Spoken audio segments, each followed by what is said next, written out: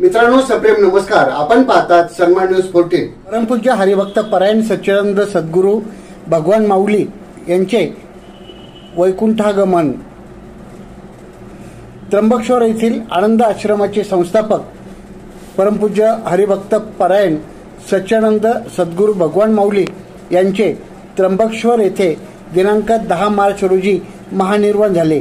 त्यांच्या महानिर्वाण प्रसंगी हजारो साधकांनी त्यांना साश्रू नयनाने निरोप दिला.